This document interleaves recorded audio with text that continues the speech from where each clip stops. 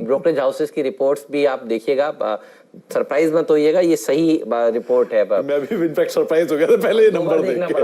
मतलब जोक तो ये है कि जैसे जैसे इनका नाम छोटा हो रहा है वैसे वैसे भाव और टारगेट दोनों छोटे होते जा रहे हैं।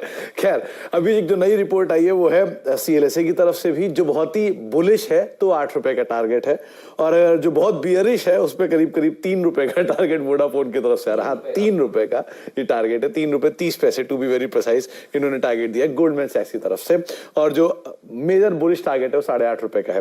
खैर, दोनों के विकल्प आपके सामने रख देते हैं। पहले बियर साइड पे चलते हैं, क्योंकि कंपनी के नंबर्स में सबसे बड़ा जो आशीष ने हाईलाइट बताया वो ये कि इनके सब्सक्राइबर धीरे धीरे जा रहे हैं, ना केवल इस क्वार्टर में बल्कि पिछले 3 क्वार्टर से नंबर्स टूट रहे हैं, और मंथली आंकड़ों में भी क्लियर हो जाता है कि इनके सब्सक्राइबर धीरे धीरे जा रहे हैं इनसे छूटकर। तो ये इनके लिए गोइंग फॉरवर्ड विजिबिलिटी नील कर देता है रेवेन्यूज को लेकर। इसके अलावा एबिटा और जो इनके रेवेन्यूज हैं वो तो कमजोर देखने को मिल ही रहे हैं। ब्रोकर्स यही मान के चल रहे हैं कि शायद ये आगे भी कंटिन्यू रहे।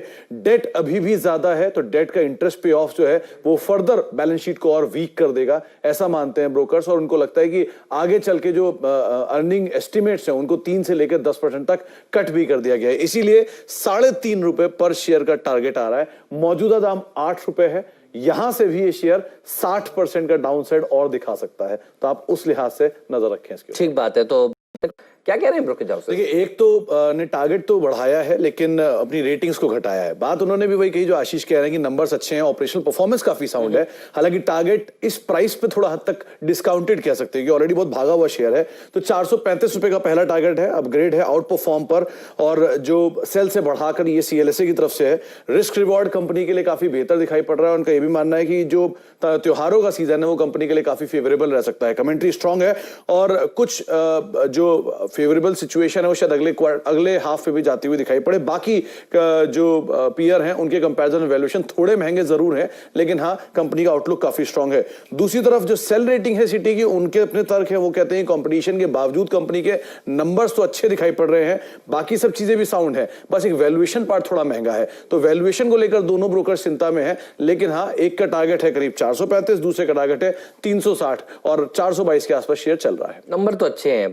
150 रुपए तक के टारगेट्स आ रहे हैं। इतनी ज्यादा खुशी देखने को मिल रही है कि मेजरली ब्रोकरेज हाउसेस की तरफ से तो अपग्रेड्स हैं, और अपग्रेड्स के साथ साथ एक मेगा अपग्रेड्स भी आ रहे हैं कुछ के। तो बाय साइड पे रेटिंग्स हैं और इनफैक्ट आउट परफॉर्म रेटिंग्स आ रही हैं।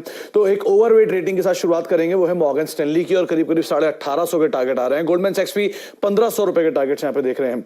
दोनों का ये मानना है कि जो कंपनी के नंबर्स है वो अनुमान के मुताबिक हैं। इनकी जो कॉस्ट रिडक्शन पे ऊपर कंपनी ने कामकाज किया है वो प्ले आउट भी कर रही है, शायद अगले क्वार्टर में प्ले आउट होते हुए दिखाई पड़ेगी।